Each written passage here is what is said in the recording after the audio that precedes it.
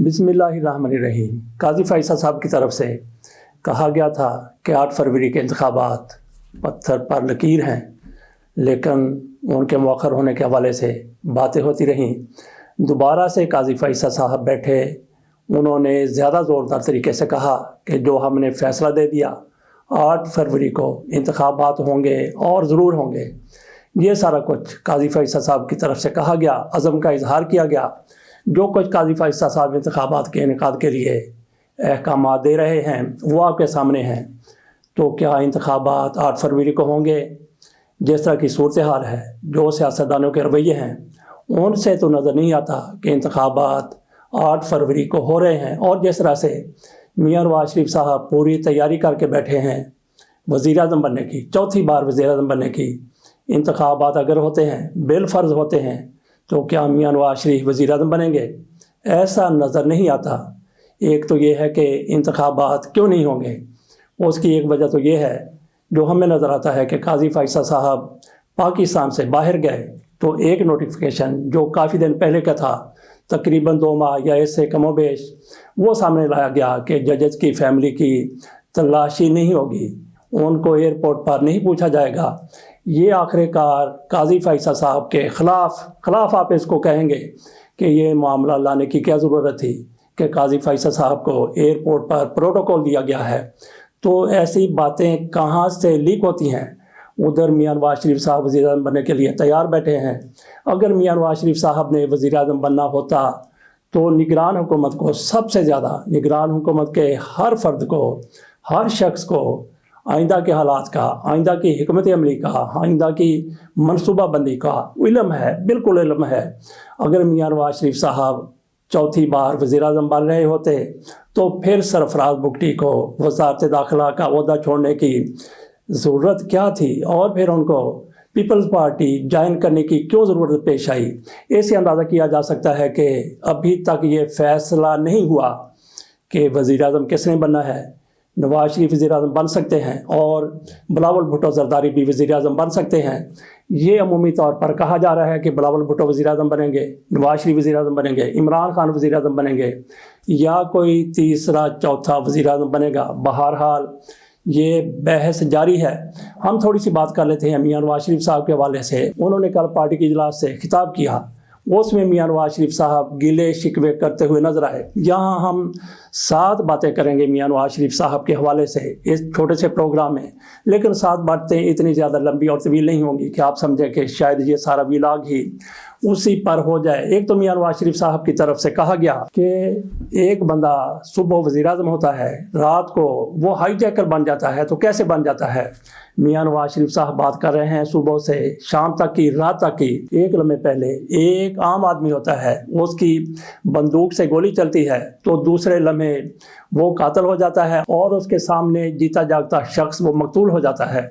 तो मियां नवाज शरीफ साहब के पास तो पूरे 8, 10 या 12 घंटे थे जिस दौरान ये सारा कुछ हुआ।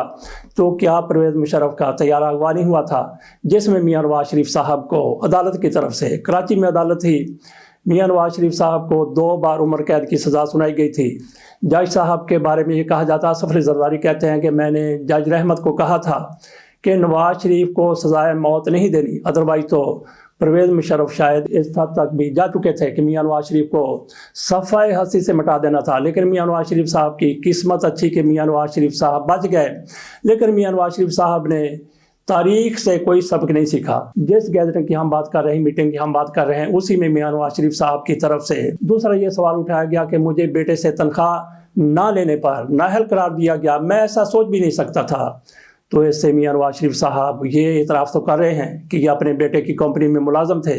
तो मियां नवाज शरीफ को आखिरकार ज़रूरत क्या थी अपने बेटे की कंपनी में मुलाजमत करने की? तो क्या मियां नवाज शरीफ साहब और इनके बच्चे भूखे मर रहे तो इनको मुलाजमत करनी पड़ी? उसमें मियां नवाज शरीफ साहब जो नंबरी कर रहे थे, आप उसको 1 नंबरी कहें, 2 नंबरी कहें, 3 नंबरी या 10 नंबरी, जो भी आप कहना चाहते हैं कह सकते हैं, या 0 नंबरी कह लें। मियां नवाज शरीफ साहब का अपने बेटे की कंपनी में आखिरकार मुलाजमत करने की ज़रूरत ही क्या थी? अगली बात पर आ जाते हैं। मियां नवाज शरीफ ने कहा कि ये देखें کہ کام ہم کریں، کراچی میں امن ہم قائم کریں، لیکن ووٹ کوئی اور لے جائے۔ کیا کہنے میاں نواز شریف صاحب کی دانش کے، میاں نواز شریف صاحب کی عقل کے، اور میاں نواز شریف صاحب کی سوچ اور فکر کے کہ دہشت گردی کا خاتمہ ہم کریں، امن ہم کراچی میں قائم کریں، لیکن ووٹ اور کسی کو مل جائے۔ تو میاں صاحب آپ جو وزارت عظمیٰ کرتے ہیں، سارا کچھ کرتے ہیں کہ اس لیے کرتے ہیں کہ آپ کو ووٹ مل جائے۔ ووٹ تو آپ کو ملتا ہے، تو کیا سارے کے سارے لوگ آپ کو ووٹ دے دیں؟ کتنے آپ کو ووٹ ملتے ہیں؟ آپ کو ملتے ہیں، آپ کی پارٹی کو ملتے ہیں، لیکن یہ کبھی نہیں ہو سکتا کہ ایک حلقے سے 100% ووٹ آپ کو مل جائے۔ اور پھر میاں نواز شریف صاحب نے یہ بھی کہا کہ جن کو ہماری جگہ پر لایا گیا، عمران خان کا وہ حوالہ دیتے ہیں کہ ان کو لایا گیا، ان کو توفیق نہیں ہوئی موٹر وے بنانے کی، تو آپ نے موٹر وے بنائے، بہت اچھا کیا، اچھے کام کیے ہیں، اس کی تحسین ضرور کرنی چاہیے۔ بہرحال ان میں کتنا کمیشن کھایا گیا، کتنی کرپشن ہوئی، یہ الگ بات ہے، آپ نے موٹر ویز بنائے۔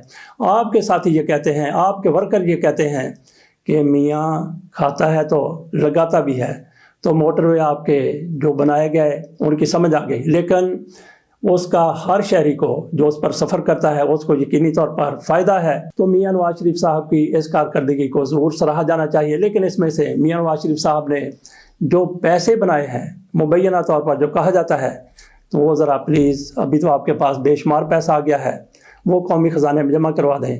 تو اگلی بات میاں نواز شریف صاحب کے حوالے سے ہمیں ہمارے اسی دوست نے بتائی جو پہلے بھی ہمیں پارک میں واک کے دوران ملے تھے، کل بھی ان سے ملاقات ہوئی۔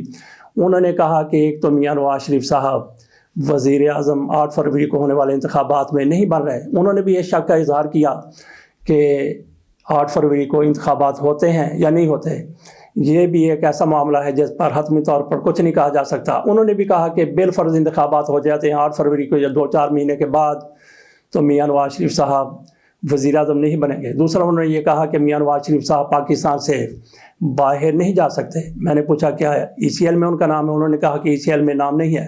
شیریں مزاری، ان کا نام ECL میں نہیں تھا، لیکن جب وہ پاکستان سے باہر جانے لگی تو ان کو روک لیا گیا۔ اسی طریقے سے بہت سے لوگ جن کا نام سٹاپ لسٹ پر یا ECL پر نہیں ہوتا، ان کو اس وقت روک لیا جاتا ہے جب وہ ایئرپورٹ پر پہنچے ہوتے ہیں، ان کی ٹکٹ ہو چکی ہوتی ہے، بورڈنگ کارڈ بھی مل چکا ہوتا ہے، جہاز سے ان کو آف لوڈ کر دیا جاتا ہے۔ تو میرے دوست کی طرف سے بتایا گیا کہ میاں نواز شریف صاحب پاکستان سے باہر نہیں جا سکتے۔ اور پھر انہوں نے یہ بھی کہا کہ اگلی بات یہ ہے کہ میرا خیال 7واں پوائنٹ ہے کہ میاں نواز شریف صاحب کو جلسے کرنے کی اجازت نہیں ہے۔ تو اجازت کیوں نہیں ہے؟ بات ہم نے کی تھی کہ قاضی فیصل صاحب کی۔ قاضی فیصل صاحب ایئرپورٹ سے باہر گئے ہیں، ترکی گئے ہیں۔ یہ خبر چل گئی کہ قاضی فیصل اور ان کی فیملی کو اسپیشل پروٹوکول دیا گیا ہے، VIP پروٹوکول دیا گیا ہے، ان کی تلاشی نہیں ہوئی۔ ویسے یہ کتنی شرم کی بات ہے جو لوگ یہ بات کرتے ہیں۔ کسی کی بھی فیملی ہے، ایک عام آدمی کی فیملی ہے، ایک جرنیل کی فیملی ہے، ایک جج کی فیملی ہے، کسی بیوروکریٹ کی فیملی ہے، کسی بزنس مین کی فیملی ہے، تو اس میں کیا حرج ہو جاتا ہے اگر فیملی کی تلاشی نہیں ہوتی؟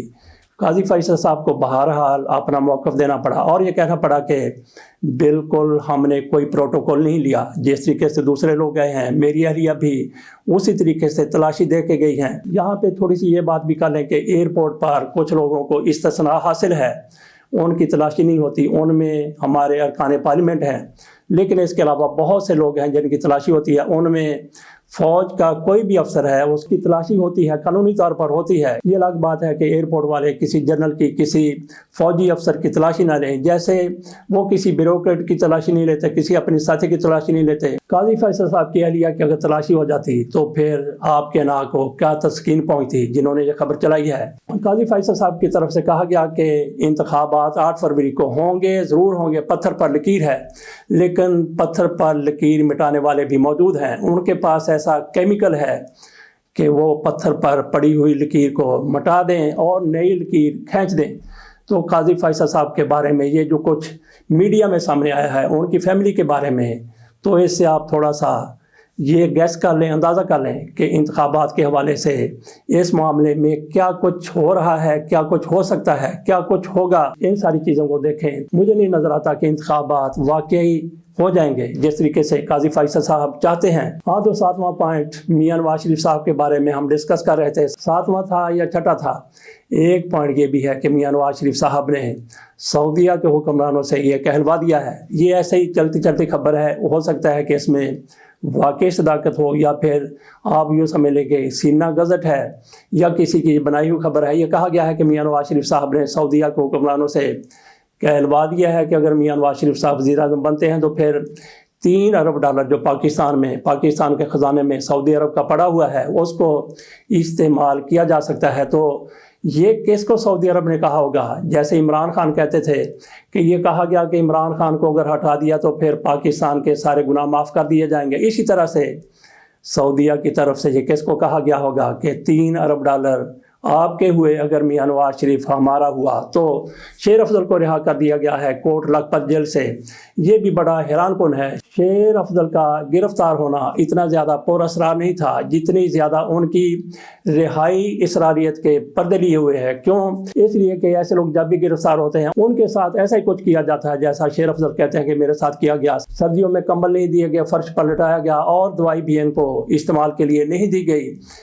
इसके साथ साथ ये भी होता है कि जैसे ही जमानत होती है जेल के गेट से गिरफ्तार कर लिया जाता है, बल्कि गेट के अंदर से ही गिरफ्तार दोबारा से कर लिया जाता है। शेर अफजल आखिरकार रिहा हो गए तो उस पर बातें तो होगी क्योंकि इन्होंने शुएब शहीन के बारे में कहा था जो इमरान खान के वकील हैं, इमरान खान के वो भी करीबियों में हैं। इन्होंने कहा था, शेर अफजल ने कहा था कि ये किसी और का बंदा है। इसी तरह से लोग ये भी कह रहे हैं कि शेर अफजल भी उन्हीं का बंदा है जिनका बंदा शुएब शहीन है। अगर शेर अफजल उनका बंदा ना होता तो उनको भी दोबारा गिरफ्तार कर लिया जाता, 1 बार 2 बार 3 बार और कई बार गिरफ्तार किया जाता। बहरहाल शेर अफजल जिस तरह से अज़म किए हुए हैं, इरादा किए हुए हैं कि वो पंजाब में वर्कर्स कन्वेंशन करेंगे, तो इसको देखते हुए तो मज़ीद पुलिस को चौकन्ना होना चाहिए था। इनकी ज़मानत ना होती, ज़मानत हो गई तो फिर दोबारा गिरफ्तार कर लिया जाता। बहरहाल ये एक सवालिया निशान ज़रूर है कि शेर अफजल की कैसे रिहाई हो गई। नज़ीर नाजी साहब के बारे में ये बात सामने आई है कि नज़ीर नाजी साहब की इस तरह की हालत नहीं है कोई किसी को पहचान सके। वो अपनी याददाश्त मुकम्मल तौर पर खो चुके हैं। बदर सईद हमारे कुलीग रहे, उन्होंने एक वीला किया है, उसमें उन्होंने शुएब बिन अजीज़ का हवाला दिया है कि उनकी मुलाकात हुई जिम खाना में नज़ीर नाजी और उनकी फैमिली के साथ। उनकी फैमिली की तरफ से, उनके बेटों की तरफ से उनको बुलाया गया था कि नज़ीर नाजी साहब वहाँ पे बैठे हुए, आप ज़रा मिल लीजिए। तो नज़ीर नाजी साहब ने इनको नहीं पहचाना। बदर सईद की तरफ से इस पर अच्छा वीला किया गया है। नज़ीर नाजी साहब क्या ज़ात शरीफ हैं, इनके बारे में बदर सईद ने भी ये कहा है कि दुनिया में ये आज भी एडिटर हैं, ग्रुप एडिटर के नाम पे इनका आज भी नाम शाया होता है। मियां अमर ने बहुत बड़ा कारनामा किया है कि उनके घर में तनख्वाह पहुंच रही है। कई साल से वो साहिब फराश हैं, सामने नहीं आ रहे, कालम नहीं लिख रहे, लेकिन इसके बावजूद उनके घर का खर्चा चल रहा है। तो हमारी जो मालूमात, मैंने भी अपने दोस्त इम्तियाज़ तारड़ से कहा था कि नज़ीर नाजी साहब से मिल लेते हैं क्योंकि उनकी हालत कोई बेहतर नहीं है। उन्होंने कहा कि उनके घर वाले किसी को मिलने नहीं देते। बहरहाल हम कोशिश करेंगे कि नज़ीर नाजी साहब से मुलाकात हो जाए। तो नज़ीर नाजी साहब दुनिया में ग्रुप एडिटर हैं, दुनिया मियां अमर का अखबार है। तो हमारी मालूमात के मुताबिक नज़ीर नाजी साहब को किसी भी सूरत मियां अमर साहब नहीं निकालेंगे। क्यों नहीं निकालेंगे?